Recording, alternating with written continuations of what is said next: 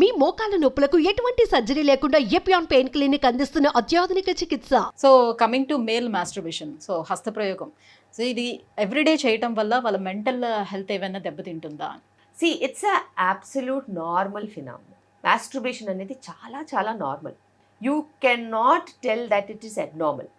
Unless and until people have forgotten the entire world and only doing that. That is not normal. That's abnormal. So, నీ దినచర్యలు, నీ profession, నీ work space, నీ workout, నీ family life, నీ education, ఇవేమి disturb అవ్వట్లేదు. Once in a while you're doing it అంటే there is nothing wrong in it, and it is absolutely normal, and your hormones guide you, and it is okay. But when you stop the entire world and you are just after it, and you are doing it more than often, more than required, stopping your work or stopping your communication skills or not engaging with people around, and the social life anta potundi ani ante, then that's not normal. You need help, and you have professional people to help you. So men and women sexual లైఫ్లో women సాటిస్ఫాక్షన్కి ఎంత priority అనేది ఇస్తున్నారు present men's అనేది? అది men తప్పు కాదు, అది women should be responsible. చాలాసార్లు నేను చూశాను, if not 100%, at least 70% women do not communicate. తనకి ఏం కావాలో తను కమ్యూనికేట్ చేయలేదు, చెప్పదు. Whether she is got an orgasm or not, whether she is satisfied or not, or whether she is happy or not, she never speaks. And అంటే చెప్తే వాళ్ళు కూడా ఎట్లా తీసుకుంటారు అనే మొహమాటం ఉన్నప్పుడు నోరు మూసుకోవాలి. మరి ఇంక అందులో ఉనికిడేది? You are an individual, he is an individual. ఇండివిజువల్గా మీరు టుగెదర్గా ఒక రిలేషన్షిప్లో ట్రావెల్ అవుతున్నప్పుడు ఇద్దరికీ ఆ మాట్లాడుకునే స్పేస్, ఓపెన్నెస్, కమ్యూనికేషన్, ట్రాన్స్పరెన్సీ ఉండాలి. నువ్వు నీ ట్రాన్స్పరెన్సీని తొక్కేసుకుని పార్ట్నర్ ఏమనుకుంటాడో అనుకుంటే తప్పు కదా. చాలాసార్లు కమ్యూనికేషనే ప్రాబ్లం. కమ్యూనికేట్ చేస్తే పాజిటివ్గా తీసుకునే పార్ట్నర్స్ ఉంటారు. ఓకే, డిప్రెస్ అయిపోయి వాళ్ళు డాక్టర్స్ దగ్గరికి వెళ్ళిపోయి I'm not able to perform అని ఇంకా పర్ఫార్మెన్స్ పడిపోయే వాళ్ళు కూడా ఉంటారు. But that number is lesser. And నువ్వు ఎట్లా కమ్యూనికేట్ చేస్తున్నావు అనేది నువ్వు సరిగ్గా చెప్పగలగాలి. యోర్ ఫాల్ట్ అని చెప్తే ఎవరైనా ఒఫెన్సివ్గా ఫీల్ అవుతారు. Let's do it this way అని చెప్తే వేరే రకంగా ఉంటుంది. I would want some more time అని అంటే వేరే రకంగా ఉంటుంది. సో నీ మాటలు వల్లే ఏదైనా కానీ పెరగడమా విరగడమా అనేది ఉంటుంది. చాలా వరకు వాళ్ళు అనుకునేది ఏంటంటే, ఇప్పుడు నేను ఇలా చెప్పాను అని అనుకోండి, ఫర్ సపోజ్, సో నీకు చాలా ఎక్స్పీరియన్స్ ఉన్నట్టుంది, that's why you asking like that, అలా ఏమైనా అంటారేమో. సో ఈ రకంగా తీసుకుంటే నేను ఏం ఇంకెందుకు మరి అలాంటప్పుడు ఆ పార్ట్నర్తో బతకడం ఎందుకు చెప్పు?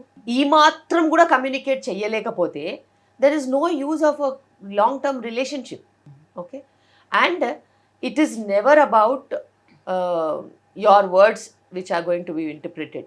ఓకే, ఇంటర్ప్రిటేషన్ అనేది నీ బిహేవియర్ వల్ల కూడా వస్తుంది, నీ ఇంటిమసీ వల్ల కూడా వస్తుంది, నీ మాటల వల్ల కూడా వస్తుంది, నీ అట్మాస్ఫియర్ వల్ల కూడా వస్తుంది. A very loving, caring couple would never talk such extreme things. Only a sadist will talk like that.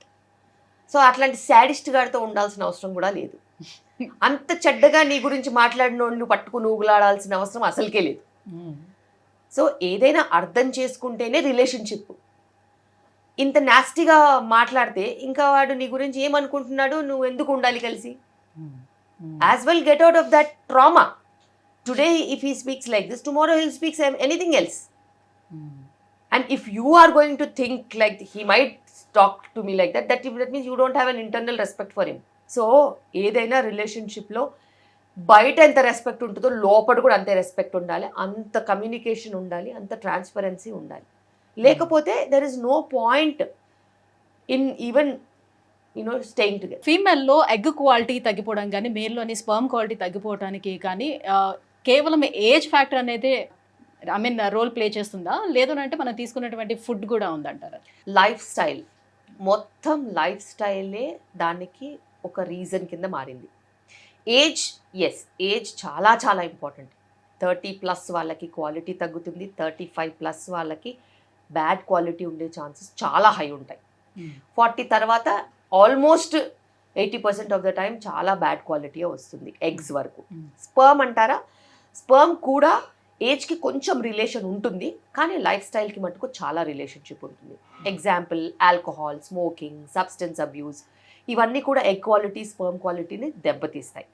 వీటితో పాటు మనం యూస్ చేసే మైక్రో ప్లాస్టిక్స్, చాలా క్యాజువల్గా మనము వాటర్ బాటిల్స్లో నీళ్ళు తాగేసేసి పడేస్తూ ఉంటాము.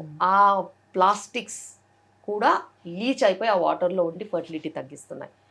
ఇలాగే మనం చెప్పుకుంటూ పోతే తినే ఆహారంలో కూడా చాలా పెస్టిసైడ్స్, కెమికల్స్, యాడిటివ్స్ కూడా ఉన్నాయి. ఇవన్నీ కూడా దాన్ని ఎక్కువగా ఇన్ఫ్లుయెన్స్ చేస్తున్నాయి. వీటితో పాటు మనము కోరి తెచ్చుకునే కష్టాలు అంటాం కదా, ఎక్కువ టైం వర్క్ చేయడము, నైట్ అంతా కూర్చొని టీవీలు చూడడము, లేకపోతే సోషల్ మీడియా చూడడము, లేకపోతే నెట్ఫ్లిక్స్, అమెజాన్లు రన్లాగా ఒక కంటిన్యూస్ సిరీస్ మొత్తం నైట్ అంతా చూడడము, నిద్ర సరిగ్గా లేకపోవడము, స్ట్రెస్ తీసుకోవడము జాబ్లో, ఇవన్నీ కూడా ఫర్టిలిటీని ప్రతి యాంగిల్, ప్రతి కార్నర్ నుంచి ఇన్ఫ్లుయెన్స్ చేస్తున్నాయి.